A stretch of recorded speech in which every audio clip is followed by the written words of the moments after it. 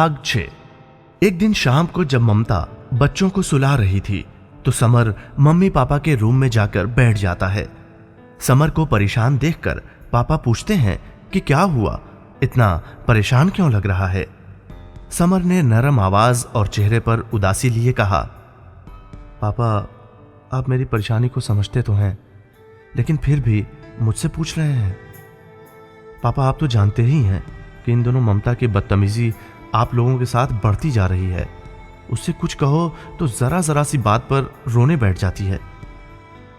पापा समर की बात सुनने के बाद बोलते हैं, बेटा उससे पूछो तो सही कि आखिर वो चाहती क्या है, अचानक वो इस तरह का व्यवहार क्यों कर रही है। समर ने डबडबाती आंखों को छुपाने की कोशिश करते हुए कहा, पापा मैंने उससे बात की तो उसने ऐसा कुछ कह दिया कि जिसे मैं कभी सोच भी नहीं सकता हूं। अपने आप को थोड़ी देर खामोश रखने के बाद समर बड़ी मासूमियत के साथ बोलता है, पापा उसने कहा है कि वो आप लोगों से दूर रहना चाहती है क्योंकि वो अपने बच्चों को अच्छी तालीम देना चाहती है। पता नहीं वो इस तरह का व्यवहार क्यों कर रही है, मुझे कुछ समझ नहीं आ रहा है कि मैं क्या करूं। हर रोज उसके इन ड्रामों से मैं तंग आ चुका हूं, क्या करूं कुछ समझ नहीं आ रहा है। मम्मी ने बीच में ही समर की बात को काटते हुए कहा, बेटा देख आखिर वो तेरी पत्नी है, उसके सुख दुख का ख्याल तुझे ही रखना है। अगर वो सोचती है कि हमारे साथ रहने में उसको दिक्कत हो रही है तो तू उसे ऐसी जगह ले जा जहां वो बच्चों को अच्छी तालीम दे सके। पापा ने भी समर की मम्मी की हां में हां मिलाते हुए कहा, बेटा जीवन में सब कुछ वैसा नहीं होता जैसा हम लोग चाहते हैं, बल्कि परिस्थितियां हम लोगों से सब कुछ करवाती हैं। इसलिए हमारा साथ में रहना शायद यहीं तक लिखा था। यह कहते हुए समर के पिता की आवाज भर्रा गई। मम्मी अपने बेटे के सिर पर हाथ फेरते हुए कहती हैं, समर एक बात और बेटे, अगर तू जिद करके यहां रहेगा भी तो ये रोज रोज का लड़ाई झगड़ा और ज्यादा बढ़ता जाएगा। बेटा तेरी खुशी में ही हमारी खुशी है। समर मम्मी की उदास आंखों को पढ़ते हुए कहता है, लेकिन आज तक मैं ये विचार कभी अपने मन में नहीं लाया कि आपके बगैर भी मुझे रहना पड़ेगा। तो फिर मैं कैसे रह सकता हूं पापा, आप ही कुछ बोलिए ना। पापा ने भी थोड़ी देर चुप्पी साधने के बाद कहा, बेटा जो पेड़ तूफान आने पर अकड़ दिखाते हैं सबसे पहले वो ही टूट जाते हैं। जिंदगी में उतार चढ़ाव तो आते रहते हैं, उन उतार चढ़ावों को समय के अनुसार सहन करना ही पड़ता है। इसलिए बेटा समझदारी से काम ले, आखिर हम भी तो तेरे साथ हमेशा तक नहीं रहेंगे ना।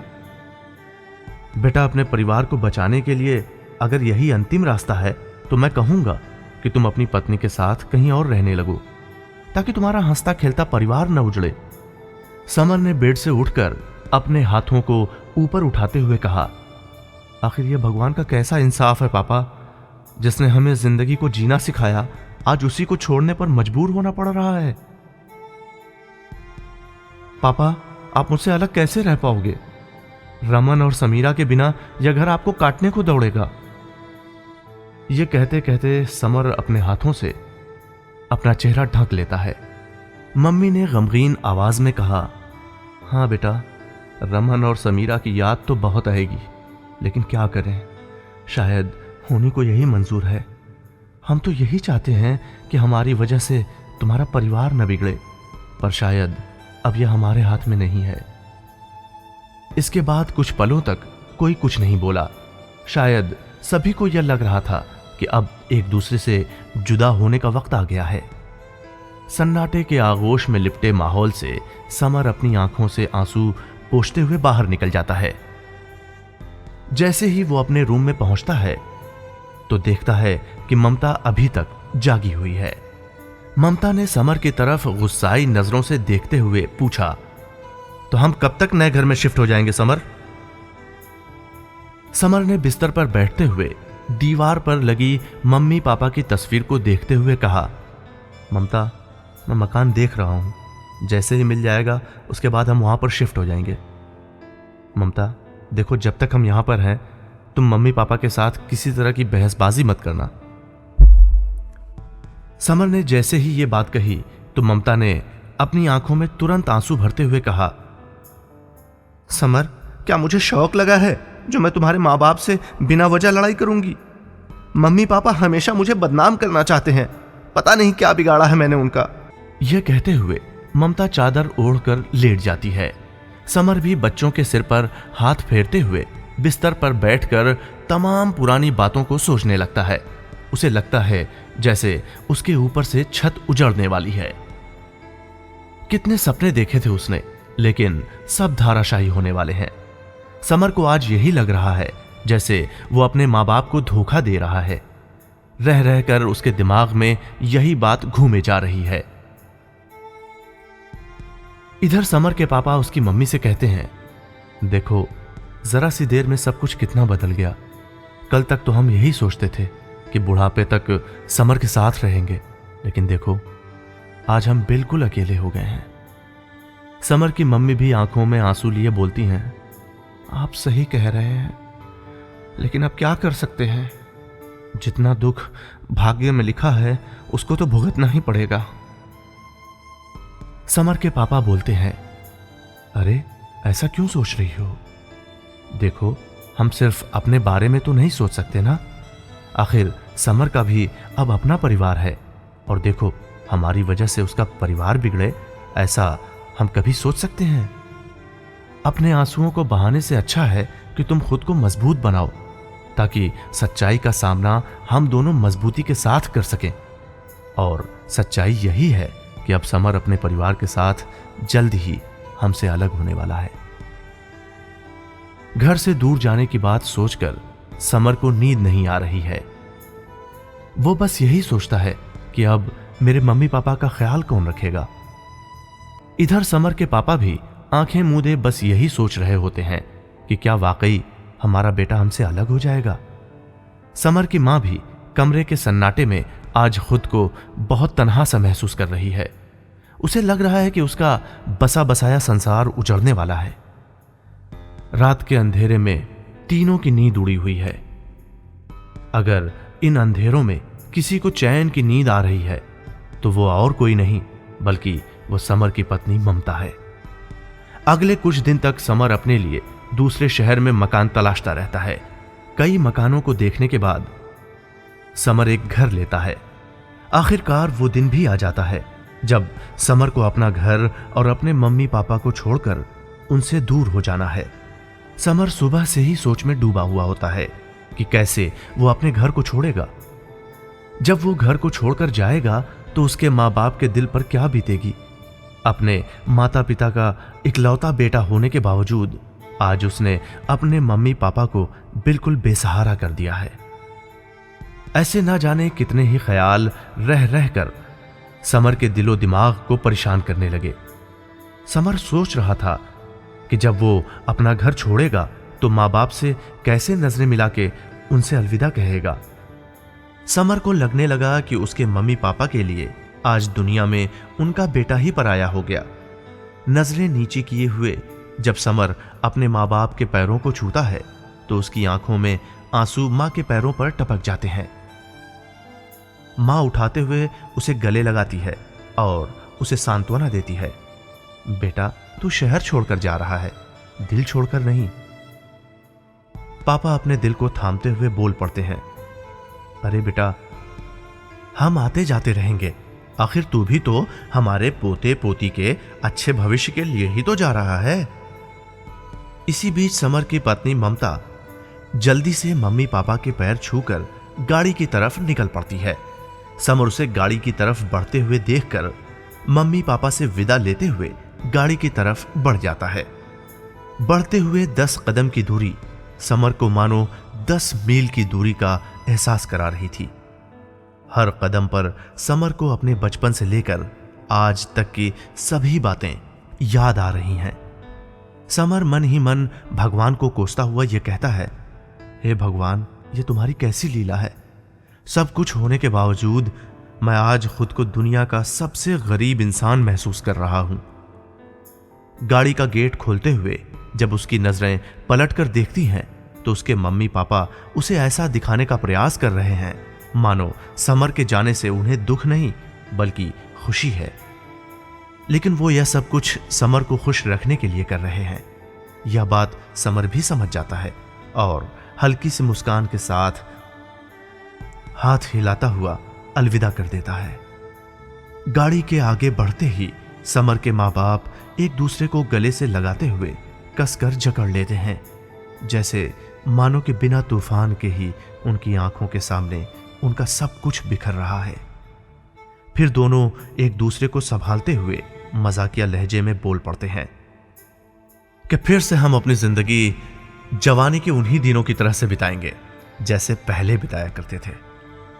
समर भी गाड़ी के बाहर झांक कर देखता है कि हर नजारा उससे कुछ शिकायत कर रहा है।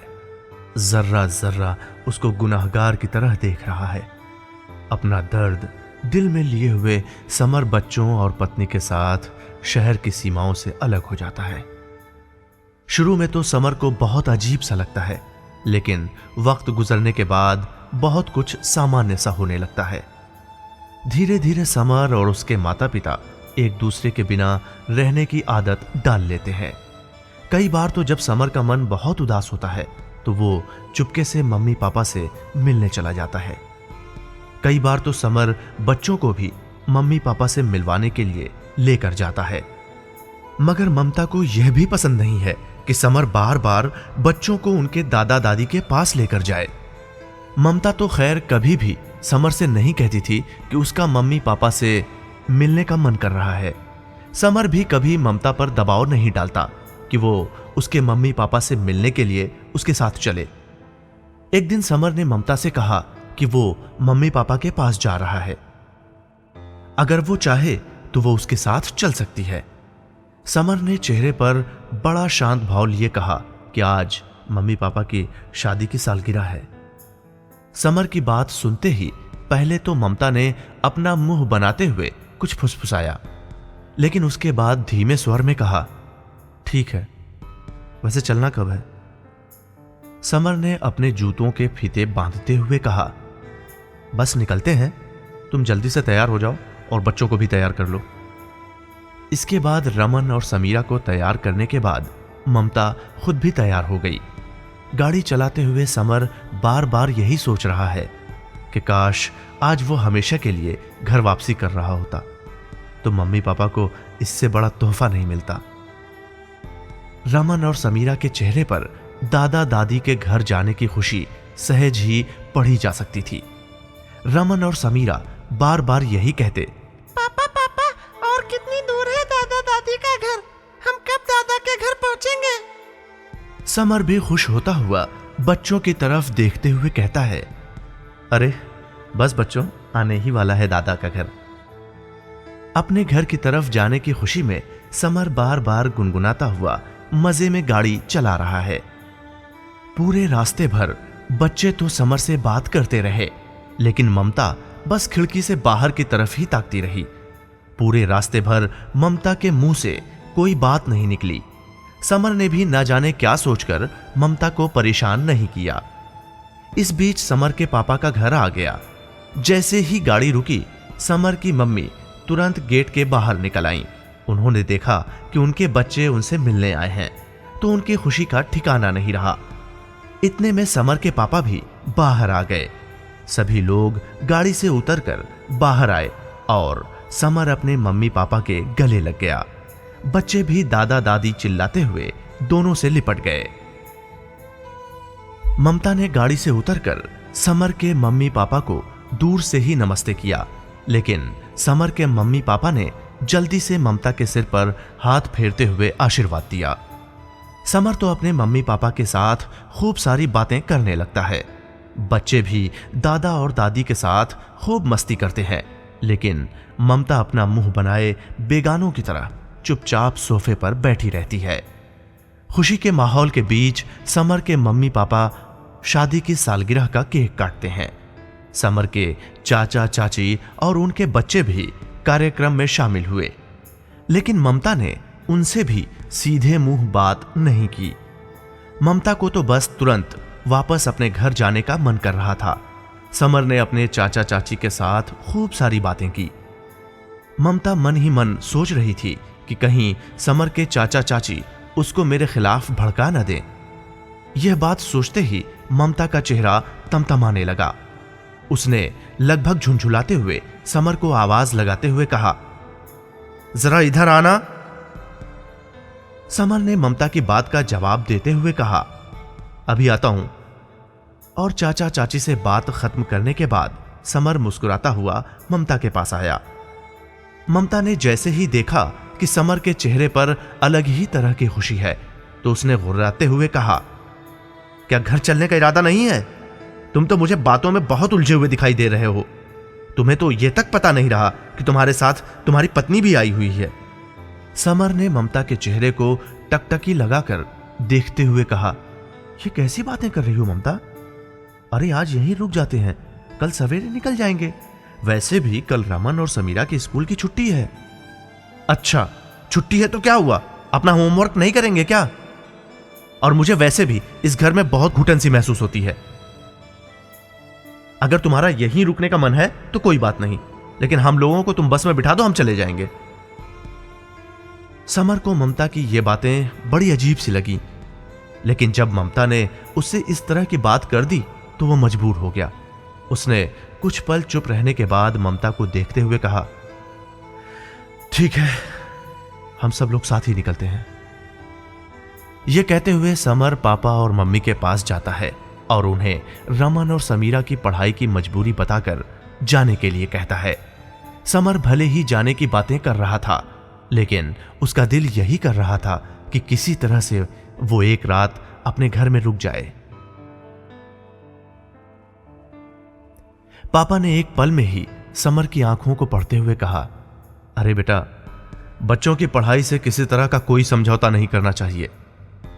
तुम आ गए, हमारे लिए इससे ज्यादा खुशी की बात और क्या हो सकती है?